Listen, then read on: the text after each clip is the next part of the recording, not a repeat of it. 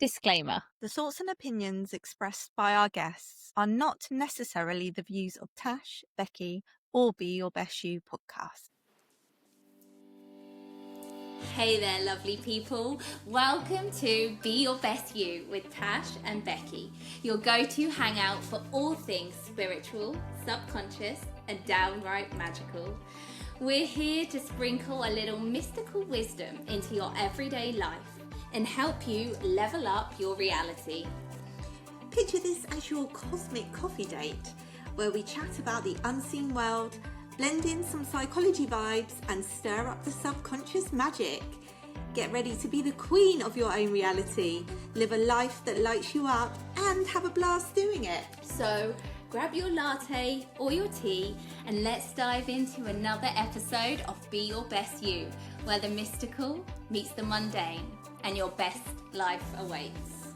Cheers to creating magic together. Let's do this. Hey guys, can we ask you a favour? Can we ask, if you haven't already, please make sure that you're following us on Spotify and Apple Podcasts so you can get updated with all the latest episodes every week when they come out. You never know, it might just be the thing that you need to hear at that time. Also, don't forget you can watch us on YouTube, so make sure you head over there and subscribe to us there. And share with all your friends. Thanks, guys. Hi, welcome back to another episode of Be Your Best You with Tash. And Becky, the guest edition. Today we have on the show Cristina Popovici, and she is a hypnotherapist, past life regressionist, timeline therapist, and spiritual teacher and author. So we have an awesome conversation about, really, quite honestly, the power of hypnotherapy and, most importantly, accessing the subconscious mind to really move you forward in your healing journey in life, to break those patterns and all the unconscious, subconscious programming and patterns and energetic imprints that are actually stopping you right now from doing things that you really want to do. And you're sat there thinking, where is this coming from? I've looked at my childhood trauma, just not there. And it's kind of like we're just diving deeper into how past lives specifically, really, in this episode, are really needing to be looked at more if you want to take that extra step forward, even if you don't believe in them. Oh, yeah. And I think everybody's going to want to book an appointment to see a hypnotherapist after this show. Hope you enjoy, guys. Today we have on the show Cristina Popovici. Welcome, Christina. Hi, Christina. Hi, thank you so much for having me here. Oh, we're so excited to talk to you. Thank you for coming on. So, before we dive in, could you just explain to everyone a little bit about who you are and what it is that you kind of do in your work? Mm-hmm. So I'm a therapist, hypnotherapist, NLP master practitioner. I do timeline therapy mostly, which is an advanced NLP technique. Timeline therapy it's so versatile. It goes into so many different directions of healing. It can go into past lives, generational trauma, womb trauma, childhood trauma, really everything. So I love timeline therapy. I also am a holistic therapist. So I started with Reiki. I do energy healing. I've held a workshop for the past maybe 15 years, I think, 13, 15 years on self-development and metaphysics. So I've started really in the holistic field, really in the spiritual field more. And then I started to dive more into the therapies world, studying the unconscious, the subconscious, the consciousness, mind, and so on.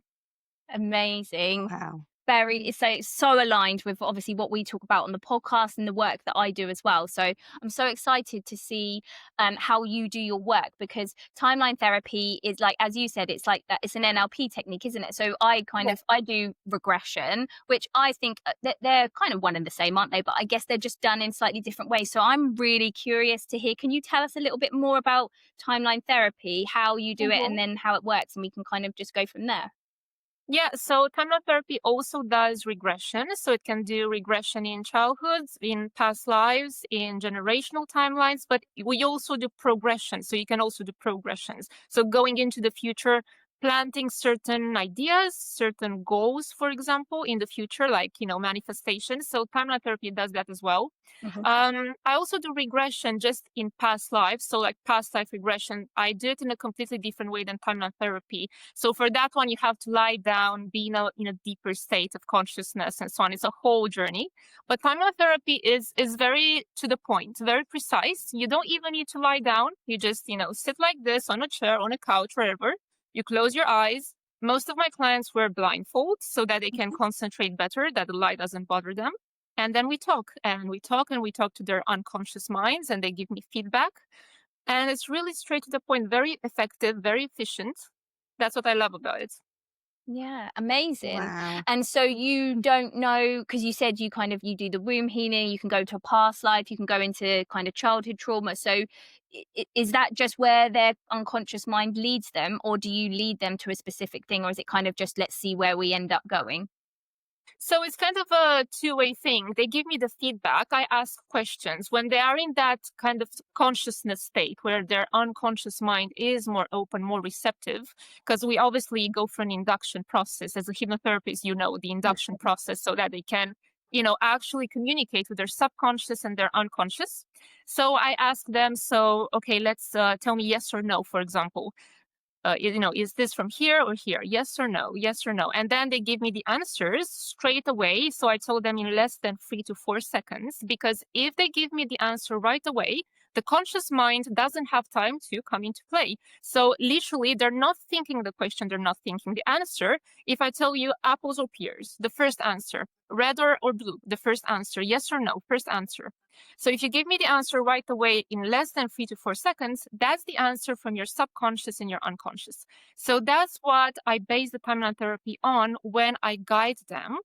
And then based on their answers, I say, now allow, your unconscious to take you to that place, feel yourself being pulled. There's a whole process. And then they tell me, okay, so I feel this is it. This is the point. Then I say, what do you see here? What do you feel here? So it's all based on what they feel, on their intuition, also on the images that present themselves to them. That's so important, isn't it? We've spoken about the imagination a lot, haven't we? And how important it is, and how people have lost their sense of imagination as they get older. And we need to remember to come back to that, don't we? Yes, exactly. So I think, we were talking a little bit earlier before the podcast, that this works even for people who don't believe in past lives, let's say, because the mind presents their trauma in a story timeline, basically, and it presents itself in images. So it shows those specific images like a story, the past lives, right? Mhm. And even if they don't believe in their past lives, it can still help them heal the trauma through their unconscious mind, presenting it through the story type thing. Yes. Yeah, because I've found that, I've done past life regressions for people who are really, really skeptical and walk in and say, I don't believe in past lives.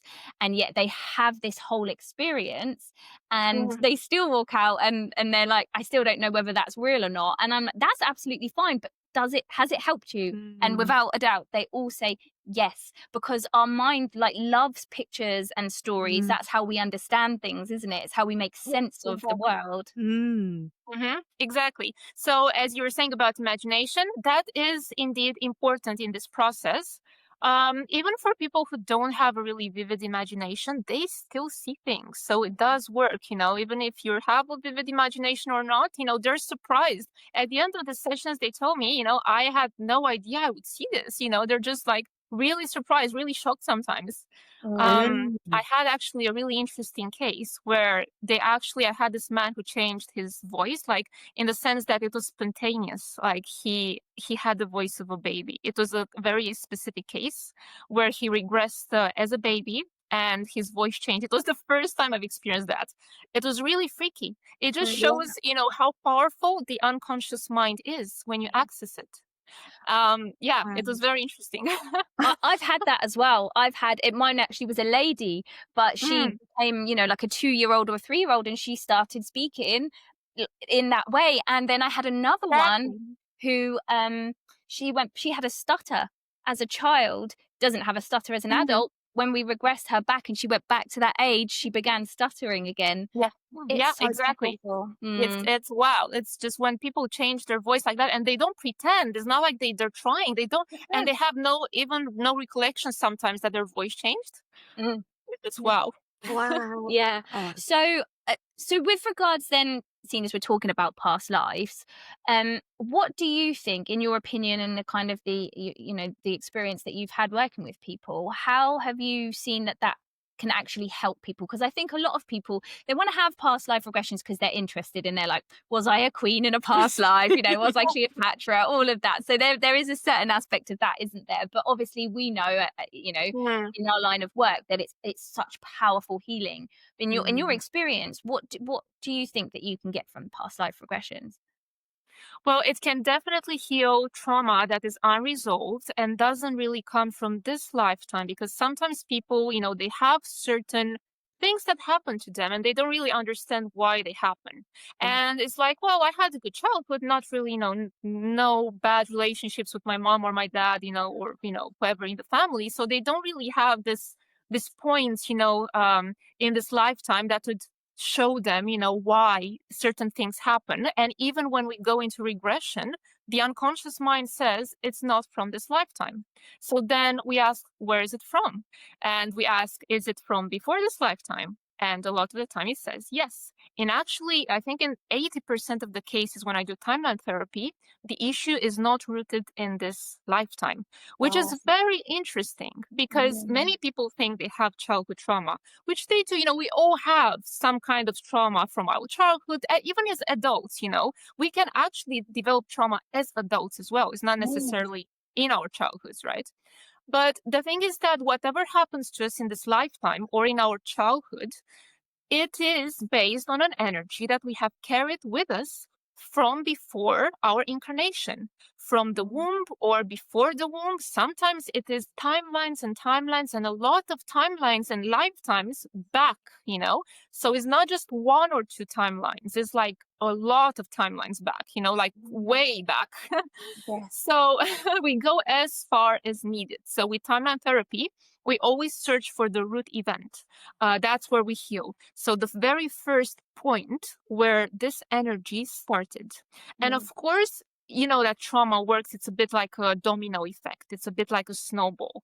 So if you have this like kind of trauma in your unconscious, in your consciousness, wherever it comes from, it kind of branches out into, thoughts and emotions that basically recreate that pattern, recreate that trauma, and it reinforces it. And it grows and grows like a snowball.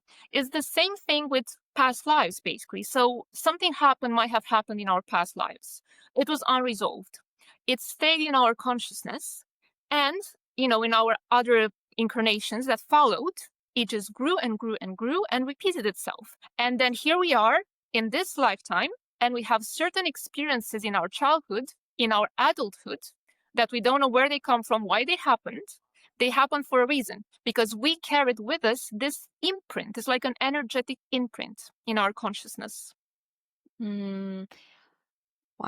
Yeah. And I think that, and this is, that is exactly right. This is why I think that past life regressions are so powerful, because you can be having these behavior patterns and you think, why am I doing this? Why am I doing this? And, people know about childhood trauma now, and they'll be scanning through their child and they'll just be thinking, I don't know why. Yeah. And you don't think about the past lives, No. and because it's not tangible and because obviously it's still a bit out there, isn't it? But we're missing a whole opportunity to heal these and grow and expand our consciousness, because we're not looking back to that. Because a lot of people, don't they feel shame in this life because they are looking back for trauma and they haven't got any, and that then shames them.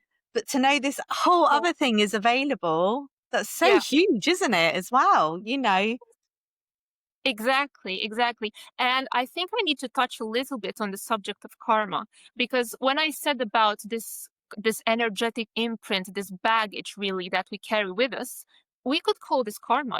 We all have this kind of karma. And, when people think of karma, they usually think of, oh, I did something bad and then now I'm getting punished, something like that.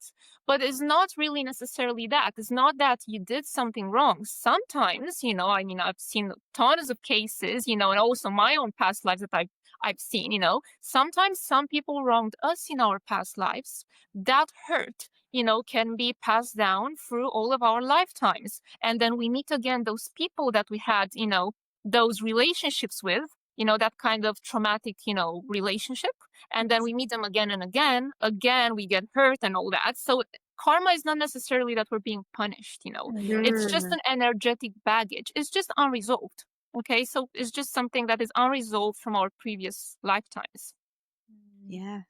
Yeah, I think That that's makes really, sense. yeah, it's really important, isn't it? Because people have a negative connotation towards karma, don't they? And when you can, it's all about, perspective shift and your mindset shifts, isn't it? When you can just kind of see it as it's just cause and effect, isn't it? This has happened, and balance as well. I think it's always, it just has to balance out, doesn't it? You have to, this has happened in this past life with this person, and we need to rebalance it and hopefully, clear it and move past it. But it doesn't have to be an awful thing, and it doesn't have to be a punishment. It's not, if you see it as a punishment, I think it's really difficult to try and move through it and work through it, isn't it?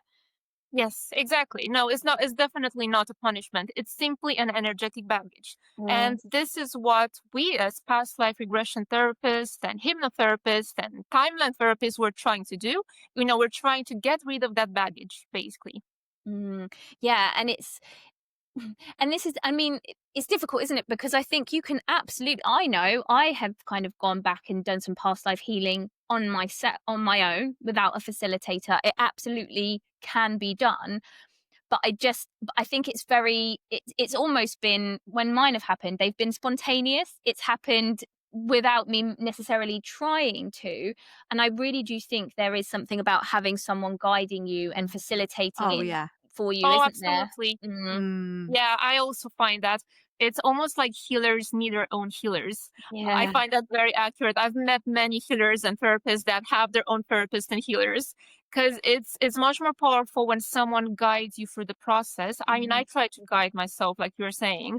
I sometimes imagine myself talking to myself in the sessions, but it's always, best if you have someone to guide you through the process. Yeah. And also because it's so much safer as well. I mean, we can do this, but other people, they were thinking, oh, maybe I can try this on my own. I was like, no, that's not safe for you to do that. Yeah. You need someone who can know where to guide you, where to stop you, what is real, what is not, because sometimes we have mental constructs and blockages. Our minds don't really show us the truth. It might show us like an illusion or a fake answer. I usually spot fake answers. Sometimes it happens. So they give me a yes or no answer, and I know that's from your conscious mind. That's not from your.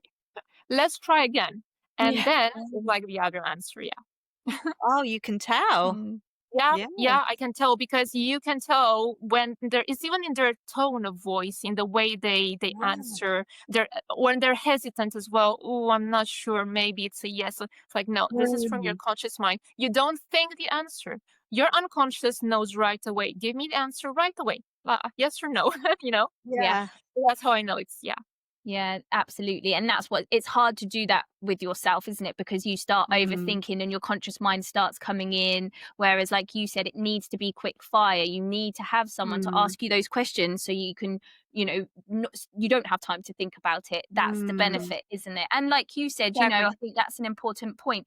We don't want to scare people away from looking and doing past life stuff on their own. But I do agree with you. I think I spoke about it on podcast before, but I had this kind of spontaneous remembrance of a past life, and it was so visceral. I was just sat at my kitchen table having a coffee and it was so visceral, and I felt all the emotions, and it was, it was really, there was a lot of anxiety and fear in it. But because I knew that that's what it was. It was a past life, and I could separate, because I have the skill, and I could separate between what was real now and what was something from the past. I was able to process it. But if that I thought at the time, if this happened to me and I didn't have any knowledge of this, I would have had a panic attack. I would have thought I'd gone crazy. I would have freaked out, because it was really, really intense. Wow. Yeah. I mean, I had those past life recollection moments in a spontaneous way as well. When for example, I had visions of letters that I've written, and I saw my signature and my past life name. It was Claire, by the way, in my previous life. That was the life before this one. I was in France. Everything was very vivid, and I've had spontaneous images and insights, like you're saying, into my past lives. But exactly like you're saying, it happened, once I knew about past lives, I was doing this work, because if it would have happened before, I would have said, well, it's just my imagination, just like this, dismissing them just like that, Absolutely. And I was just thinking that when you were talking as well, and then you've just said it, because it's so true. I think that probably a lot of people who aren't in the world of past life regression or aren't familiar with it, I bet so many people listening have had things pop into their mind where they thought, oh, I feel like I've been in this country before in another life. We say it, but they don't actually believe it. And what I would say and urge people to think is, if you have that feeling, if you have a little nudge, trust it, because it can't hurt. And if you go with it, so many times, like in the early days, when I would just have this thought of, I used to get an image of being in America in the kind of like 1600s, and it kept popping in, and I just allowed it rather than dismissing it like I would usually do. I just allowed it, and I gained more and more access to it until I finally had like a full-blown memory, and it was really relevant to the time for something that I was trying to work through. Now, if I'd have dismissed that, I wouldn't have broken that pattern. So I think that's so important. Yes, absolutely. And I have to say, before actually, living my karma, so to speak, and finding some karmic connections, well, they found me really in my life. Well, when I was 19, it first happened. I have a lot of karmic ties with France. So that's when a lot of my karma, started to unfold. But before that, I was, for example, doing radiesthesia. Again, someone in the south of France told me how to do radiesthesia. He taught me. Well, radiesthesia is basically working with pendulums and charts, measuring the energy field. It's also measuring the karma that you have left, funny enough. Like, he taught me how to do that before I actually had a lot of knowledge of my past lives. So when I was like measuring my karma, like through all of my spiritual work, it was going down. But then it stopped at one point, I remember, around like 20 or 15% or something. It just wasn't going down anymore. So, that was really what I had to look into. That was the karma that really had to unfold for me. So at that point, I really didn't believe much in past lives. I have to say, I wasn't a person who really believed in past lives. At one point, I actually believed I really had a blank slate. That's how I felt. I felt like my life was just a blank slate. I felt like I could just do whatever I wanted in this life and manifest whatever I wanted, like completely free of whatever happened before, which is so untrue. Now I know it's so untrue because of all the experiences I had. So I wasn't the type of person to believe in past lives until I started to have those experiences that I could not explain. I had those karmic encounters that really messed up my life, like really shook my life. And then I started to do the past life regression work. Then I've seen my past lives and I was like, oh my God, so much of my life is and has been affected by my past lives. It's just unbelievable. But when I was until about the age of, I think, maybe 24, 25, I really did not believe in past lives much. Yeah, it's so funny, but I was the same. I was very like, I mean, I didn't, but I did because I think I came into this world saying that I was burned at the stake as a witch. Like, like literally from a small child, and yet somehow I convinced myself in my teenage years and adulthood that past lives didn't exist. It makes me chuckle now. But I don't know whether this is a difficult question, but from the past life regressions that you've done or the timeline therapies that you've done that have gone into past lives, have you seen any particular themes that stand out that people tend to bring through from their past lives into this life that you see quite often that you are helping people break? Mm. I mean, every case is different. I've seen so many different types of karma, sometimes, to be honest, I even went into more spiritual sessions, meaning I went with some people just not because I wanted, obviously. Their unconscious takes them there, and then they tell me all those things. And okay, interesting. It actually got them even before the incarnations on Earth, so, with some of them. So if some people are familiar with the concept of star seeds, I've worked at star seeds as well. Very interesting sessions. But most people really, they have those traumas that are very kind of, popular and common, so to speak, the abandonment and rejection type of trauma.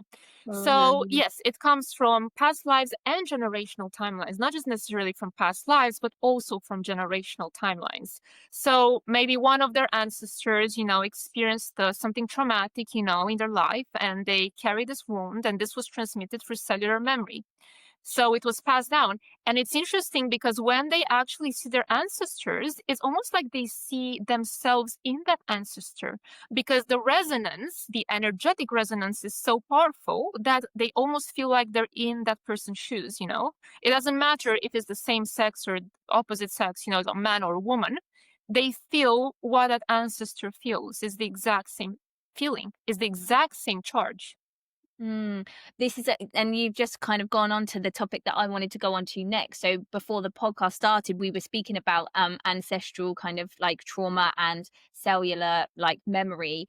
Really love to dive deeper into that because I feel like it's really coming up in for me at the moment, and we've been speaking a lot about it, haven't we? And I think it's really relevant to people because I do think at this point, especially kind of our generation, I really feel like we've come here to be the cycle breakers, and we're doing a lot of work breaking the generational trauma, aren't we? So I think it's so relevant to people listening right now. So could you just kind of like really kind of go into it a bit more about what is cellular memory and what is ancestral trauma, and how is it affecting us, and how can we break it? How can we stop it to help ourselves and our ancestral lines?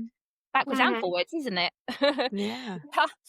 Okay, so cellular memory. So basically, our cells are made of energy. We are made of energy. The atom is made of energy. That's just quantum physics. So also for people who know about epigenetics, you know that you get certain traits in your DNA from your ancestors. They might manifest, they might not manifest, but according to triggers, so environmental triggers, this is epigenetics. This potential in our genes, it can manifest basically. So this is what ancestral trauma is, and cellular memory. We carry in ourselves, in our very own DNA, this information from our ancestors through the DNA, through the bloodline, through the energy of the cells that is transmitted, and so on. So yeah, there's just this energetic signature, this information that we carry through our genes from the ancestors. This can include emotional charge and unresolved trauma, mental patterns, behavioral patterns, all of this. Yeah, thank you. And also, I just want to say we have actually done an episode on ancestral healing and epigenetics. So you can go back and have a listen to that in more detail if you kind of want to understand that more. But so I'm so curious.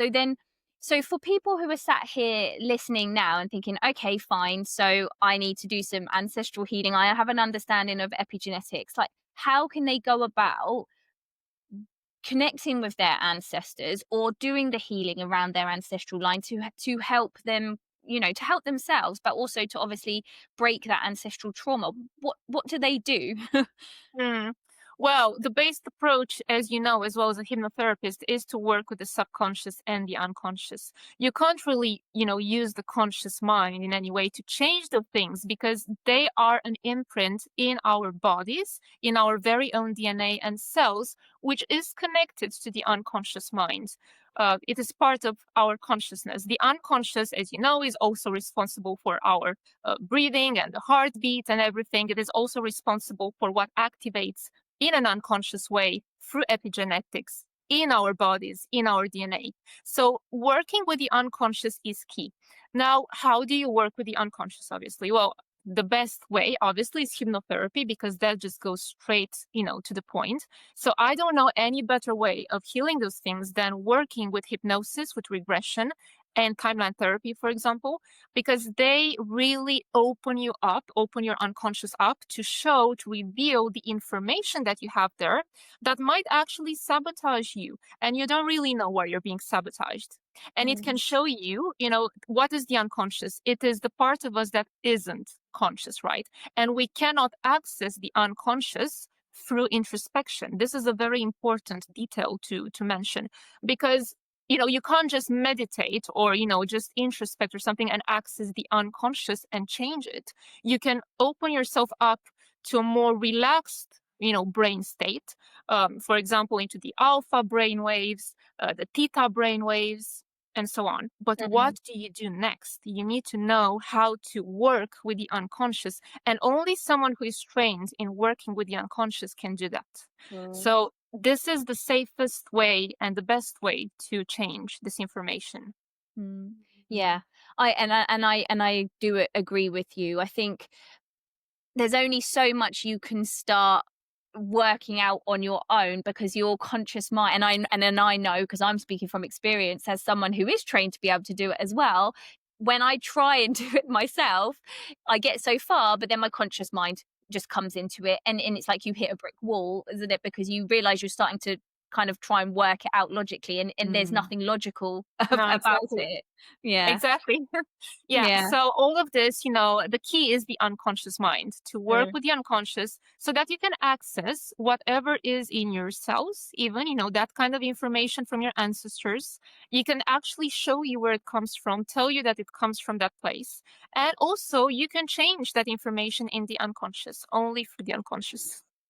Yeah, and that's a really important point as well, isn't it? Because when you're using hypnotherapy or past life regression, you're not just accessing the information, but then you're actually you're going a step further, and you're rewiring the mind, or you're changing those subconscious patterns that you have to do in that unconscious state, because it's like that's how you enter the operating system of your brain, really, isn't it? In that unconscious state, that's where you can do the reprogramming, literally reprogram the code, isn't it?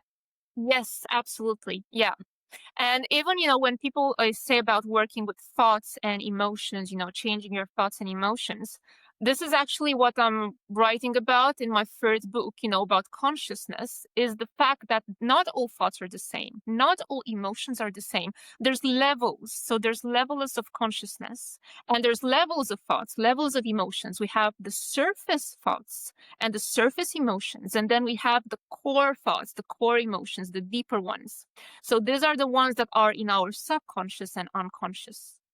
So when we want to make lasting changes, or even manifest, because the law of attraction is like so popular these days, this concept of manifestation. So the best way is to work with the core emotions and thoughts, not the conscious ones. You don't really achieve much by working with the conscious ones. You don't really go far with them, because our core information, our core consciousness, and the information that we have, the most important one, 80% of it is in the subconscious and in the unconscious. Okay, so we have to work with our core emotions and core thoughts. Okay, so when you say the core emotions and core thoughts, if people were listening now and thinking, well, what are mine? How do I figure that out? Obviously, I mean, I know that they could go to a hypnotherapist, and they could, we could obviously help with that. But is there anything that you think, like in your opinion, or maybe that you've done for yourself, that people could do on their own at home without having to go and see someone, maybe even just to start it off, to help them kind of gain access to those core emotions? Yeah, I mean, you can access the subconscious to some degree when you are in that alpha brainwave state, or if you do a deeper meditation, for example, you go into the theta brainwaves, and then you access more of your subconscious. So you can do, for example, some guided meditations, and that would help reveal some information in your subconscious and change it. Obviously, when you do meditation and when you go through this relaxation processes, because this is a deeper relaxation, a deeper state of the mind, when you are, relaxed, relaxation is so important actually to accessing your subconscious and unconscious. So whatever gets you in this relaxed state, it opens up your subconscious mind. That's when the subconscious is susceptible to change, basically to new information, to new programming, so to speak. So people can work in that way. So through meditation, listening to music that can rewire their brain waves, their mind. There's a lot of different frequencies actually out there available. So different hertz for different purposes. So for example, opening the heart, or releasing different triggers or patterns. There's those frequencies that exist out there for music. They're very powerful actually. So yeah, people can work with that. Also, what I would say, me being a spiritual person, I've studied metaphysics, and I taught metaphysics for many years. And with all the experiences I had, I would say that if people do some kind of spiritual practice, that is also very powerful. That actually changes your subconscious and unconscious in ways that you don't really know how. You don't even really know how it works, but it does work. Because we are consciousness. Consciousness is energy, emotions. Emotions are energies in motion, right? So everything is flowing and changing in this world. When we do certain type of ritual work, when we do certain type of, for example, I did the Munaiki rites for some time, which are shamanic rituals, shamanic ceremonies. All of this kind of practices, they change your energy field. They change your consciousness. They open up something in you so that you are more aware, and they plant the seeds for something new. So yeah, these are some practices. Love that. I totally agree with you. I think Yeah. that's why I started bringing the spiritual kind of aspect, because I kept it quite separate, my hypnotherapy and my spiritual side. But it felt wrong in the end, because I felt like I was only doing, helping them with half the work, because I know how much, doing the spiritual work really does. It can shift things so much quicker than trying to do the kind of digging out of the healing work. Obviously, there's a place for both. But I do think that when you do the spiritual work and you work on like the heart opening, and what I see it as is, when I say spiritual work, I see it as remembering who we are, getting back to like who we truly are. And I think that when you start doing that work, remembering who we are actually knocks away all of these kind of, beliefs that we work on about abandonment and we're not worthy, because when you remember who you are, they don't make sense. Yeah. And that's Exactly. kind of like what I see, as it. And I think that they both come hand in hand. I do think that if you can go on the spiritual journey as well as doing this kind of, healing your subconscious, behavior patterns, I think it supercharges it, doesn't it? Absolutely. Yeah. I mean, it raises your consciousness states, it raises your vibration, and raising your vibration through the mind's point of view is really accessing deeper parts of your mind, subconscious and unconscious. So that's what spiritual practices do. And like I said, they plant, this positive intentions. Also, when you are in those states and you hold a specific intention, your unconscious starts to work on it. So yes, absolutely, they help. Also, different types of magic, what people call magic, there's a lot of practices these days, it's become so popular. Oh, I'm a witch, I'm doing Wicca, I'm a witch, I'm working with the elements, whatever. So, being a witch, so to speak, it's just practicing a form of spirituality which manifests in the world. So you can do rituals for certain intentions, and they do work. They really do work. This consciousness, it's energy. So that can change your consciousness to your reality. Also, I think people have to know what to work on, because I see people being a bit chaotic in the way they approach things sometimes. I think people need to first know themselves and what they want to manifest and what they need to heal. Because sometimes I see people, they want to manifest something, they want to achieve something, but it's just a block again and again and again, no matter what they do. This is because there's usually, again, a block in their past lives on a generational timeline. They have no idea about that. So in some cases, you might do those rituals, but they might not really fully work because of this. I believe everything is a journey of unfolding. So we all have this journey of revealing and awakening and unfolding who we are, what our blockages are, what our karma is. I think this is the most important aspect of life. Like I said, I thought, I have a blank slate. Many people think that, but it's actually not like that. It's not the case. So yeah. Oh, and it's amazing, isn't it? How this is all coming about now. How so many people are getting onto this. You can feel it, can't you? Mhm. You can literally feel it raising the vibration of this two world split that people keep talking about, isn't it? Like going into these two different worlds within one world. Yes, absolutely. So I've seen so many people awakening to, spirituality and alternative therapies and so on in the past, decade even. I've seen friends, from school that, were not interested at all in this kind of stuff. Now they're all going for, to therapists and alternative medicine, and they're interested in spirituality and crystals all of a sudden. And I'm like, wow, people are really changing. Yeah. Yeah. Yeah, definitely. And I think it's such a great thing as well. But I think then it can be really overwhelming, can't it? Then you get into this world and you have people talking about all these different types of healings and all the things you have to do to heal and, sort your trauma out. Yeah. And it can be a little bit like, oh, where do I Yeah. start? And you feel like Yeah. you've gone wrong before you've even got started. But That's why I liked it when Christina said about doing any kind of spiritual practice. yeah. It's just going to get you into that mindset, isn't it? Yeah. It's all working. Just finding what one. Yeah. And from there, it's like a domino effect. It just unfolds. Once you start the spiritual journey, as people call it, the spiritual journey, it's actually a journey of knowing yourself and revealing who you really are and your past baggage, of course, what you need to know and heal and so on.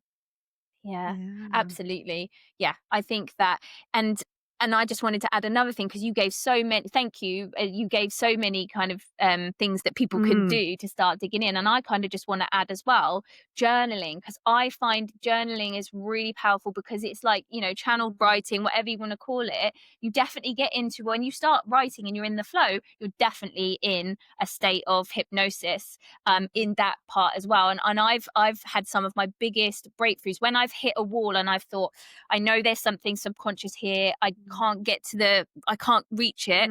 I'll get the journal out, and it's always good to have some kind of prompts, as in a question that you're answering, just to get you going, I think. And then you'd be surprised when you start writing without actually wanting it to make sense or thinking about what you're writing, so many answers from your subconscious will come out onto the page. Yes. And you think, Yes. that's where it is. Yes, absolutely. Yeah, journaling is another way to open up the subconscious. Exactly. Like any method really where you are introspective, I would say. Anything that gets you just you and yourself, really. That could even be sometimes a walk in the park, in nature. Just, being on your own and, being in nature, and that can actually open up your mind, your thoughts. Yeah, anything really that gets you in touch with yourself. Yeah, definitely. And then another thing kind of related to what you were saying with the spiritual part of it, opening to the spiritual part. What I've also found really helpful, and I bring the spiritual in with the subconscious, and it's like talking to my guides or my spirit team. I'll kind of pose a question to them and show me what blockage I need to know about here. What is stopping me from XYZ? And I know, so I trust that my spirit team will drop in answers to me. I know how they do it. I know, like with the synchronicities, I know they guide me to places, and I trust that. But I also know from a subconscious point of view, my subconscious wants to answer that question. I have given it an instruction. My reticular activating system has gone online, and it's now going to find the answer to that question and show me the blockages. So I almost feel like I'm coming at it from two angles. And I find that again helps me access a lot of the subconscious stuff that I'm not truly aware of. You have to have patience, and you have to know that it's going to come to you over. It's almost like it builds a bigger picture, does it? I don't know whether you've done this, but it's like you get breadcrumbs or little pieces of the puzzle, and eventually they form a bigger picture if you can be patient and trust, and then you have your answer there. Yes, absolutely. Because when I've seen my past lives, it was like a puzzle. So literally putting bit by bit puzzle, I could not see the whole picture at first. I had some images that were like, oh, wow, and then I've started to see more and more. I've actually done, my own journey because as you are saying, it's best when someone guides you when you're working with someone. On my own journey, it started in 2020 when I started to see really heavily my past lives because I was trying to sort out a specific situation in my life and find answers for that situation. So that's where it started. And I've done the work with the medium as well. Okay. So she's seen basically like pictures, like movies of this past lives I've had. I've seen them as well, and it was so similar. It was literally saying bits and pieces. We put the puzzle together. More and more information was coming through every time. It's just absolutely fascinating because you can't really see everything at once, obviously. You might see fragments, but to really understand the whole picture, like you're saying, yes, you need to do the work properly. Yeah. Yeah. I think people always want a quick answer. We expect a quick answer and we expect to have the whole picture downloaded to us all in one go on a plate with a bow. Then there you go. But it very, very rarely works like that, doesn't it? And I think once you can Exactly. understand and trust and it's just, we have to learn. This is a whole new way of experiencing the world and understanding ourselves, isn't it? We're kind of learning like babies again. And Exactly. yeah, and once you know what to expect and once you realize how it comes to you, it becomes Mm. much easier, doesn't it, to make sense of it? Yeah. Yeah, Yeah. absolutely. I mean, it is, it's said that 90% of our lives are run by the unconscious mind. So Mm. just think about that. Like the conscious Yeah. mind is so little compared in comparison to the unconscious mind, to what isn't conscious, basically, what we're not aware of. Mm. That what comes from our past lives, ancestral timelines. It is a journey. And like you're saying, people sometimes want a quick fix. I might get people that ask me, oh, well, how many sessions? Can you do it in one session? I'm like, well, we can try do the most of it in a session, but usually you can't really do everything in one session. It is absolutely impossible to, heal everything in one session. You can heal a part of it, maybe. Yes, you can do that with online, just a part of it is gone, but then, it's a puzzle, like you're saying. Yeah. And I think as well, you saying that, it just kind of makes me think you need integration time with this work as well, don't you? Because we tend to want it all fixed right away, like we said.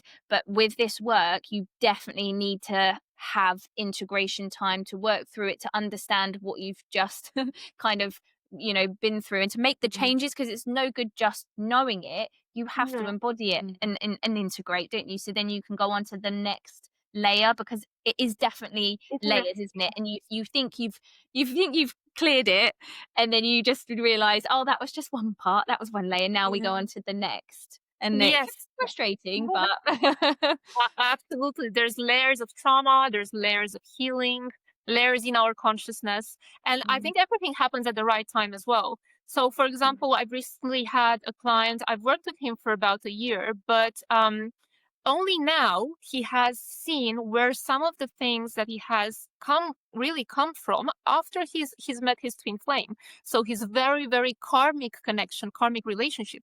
Before meeting this person, he could not access those memories fully. And now, I was saying like, wow, this is amazing. Now that you've met her, like your mind was resisting. Before you actually met this person, your mind was not allowing you to go there. And now it actually allows you to go there. It's just Wow. amazing. That's That's isn't fascinating. it? That's really fascinating. And you're so right with the timing as well, because I've had so many things where when people book in for the past life regression specifically, every time something will come up, it's like the universe or their subconscious, their higher self, whatever you want to call it, it sabotages the session date and makes us postpone it. And every time, without fail, when we actually do get to the session, we've realized that something happened in between the time we postponed it and the time that the session happened, that if that hadn't have happened, they would have had a completely different session and they wouldn't have got what they needed from it. So I do think that with the past life regression specifically, but everything, timing is so key, and we need to remember this so we can have patience and we can trust that everything is working out, in Yeah. perfect timing, and we can't rush it. Yes, absolutely. I agree with that. Yeah, that's why everything is a journey, and we need to be on this journey and be patient, with it. Yeah, amazing.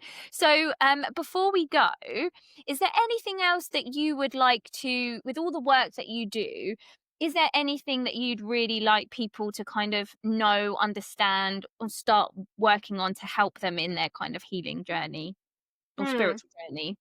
So first of all, I really wanted to understand, like I said before, when we're really not a blank slate and we all carry a lot of information in our bodies, in our cells, in our consciousness. From before birth. So whether that is the womb, whether it is ancestral past lives, we all have an energetic imprint that we are already born with into this world. If there are certain things that they don't understand and they can't explain, is probably that is why that's where it comes from. Also, working with the conscious mind has a lot of limitations. It will only take you so far. So my advice for people is to really try and access their subconscious, their unconscious, work with those parts of themselves so that they can actually make long lasting changes and really go to the root of what they want to change and experience and explore. And I would say, about connections, because I've touched on twin flames, many of our present connections, they're not, coincidences, they're not hazards. We meet many people that we are connected to on an energetic level, on a soul level, and through karma, through this energetic baggage, this information that we carry into this lifetime. Many encounters are karmic. They're meant to be, they're meant to happen for a reason. So everything I would say is for a reason. Everything has an information, a specific charge. We have, our minds have. And also one thing I want to add, I think I didn't touch on, but it's very important. We can influence the outside world, of course. We can influence others and others can influence us as well. So there's again, a two-way system. We can be influenced by the environment, by the macrocosmos, the bigger, wider universe. There's, some people believe, especially in the spiritual field, in the new age, that you are the center of it all, that, you're so powerful like a god. In some way you are, but I want to tell people that you are not it, like the macrocosm. You are part of it, but you're not it. So we are the microcosm, and there's a whole macrocosm that we're part of. So we can affect that macrocosm, and that macrocosm can affect us. So there's a two-way energetic system that happens. In the same way, we can affect other people energetically, and other people can affect us energetically. So, thinking that you live in this sort of bubble where nothing can touch you, where nothing can really influence you, is really a fake delusional idea, so to speak. So this is one of the things I really want to add, because I think it's important. We are influenced heavily by the environment, but we can also influence quite heavily the environment, especially our own, when it comes to our own timelines and our own karma. So this is what I want to add. Yeah, and so how does that become relevant? Because I think that's really important what you've just said as well, and I think we do need to understand that. So how would people kind of make use of that information in their everyday life? So yeah, for example, the first example that comes into mind, just a quick one, is with people that are negative or energetic vampires or toxic karmic connections that we meet. It's good to recognize them. It's good to know that they can have an impact, a negative impact on us, and to cut those connections early on, to know why we've met those people, what kind of karma we have with them, to heal what needs to be healed, and just be aware of this sort of things. This is just an example, it's maybe energetic vampires or a negative karmic connection, Yeah. And I love that, because again, it's empowering the individual, it's empowering yourself, isn't it? Which is what we're kind of always trying to talk about. It's such a great mindset shift to have, that we all have difficult relationships with people in our lives, whether that's family or people that come in, colleagues at work, whatever. We have difficult relationships, and it's really easy to slip into a victim mentality, isn't it? But when you can use what you were saying in terms of the karma as well, and understanding that you're affecting people's energy and they're affecting yours, you can see it as a way to help you grow. You can look at every single person in your life, whether they're good or bad, and you're like, why are they here? Why have we met again in this life? What am I here to learn? What are they here to teach me? You know, what can I help teach them? What can we get from this? And then we can either go our separate ways, or we can stay the course, or whatever. It's just such a powerful, I think, kind of mindset to have, to help you when you do have difficult relationships. Definitely. Absolutely. Yeah. And just having this knowledge, you know, that they are there maybe because of your past lives. And, you know, knowing, you know, for example, like I said, recognizing an energy vampire and knowing how to protect your energy from them. Because, you know, many people get drained, you know, they get drained energetically, emotionally, mentally, and so on from others, you know, just one example. So, yeah. Yeah, amazing. Thank you so much. Christina, where can people find you, and how can they work with you? So I have 2 websites. I also have a YouTube channel, and I'm on therapy directories. So they can always go to my websites. I'm not sure if we can list them somewhere, or, you know, They'll for people who are interested. be in the show notes. Yeah. Yeah. Okay. Great. Amazing. And do you do work online, or is it just in person? So I do mainly online these days, but I also see people in person. For those who want to see me in person, there's some people who actually want to see, you know, to work in person. They feel like they work better in person. So I have this option as well in a central London clinic.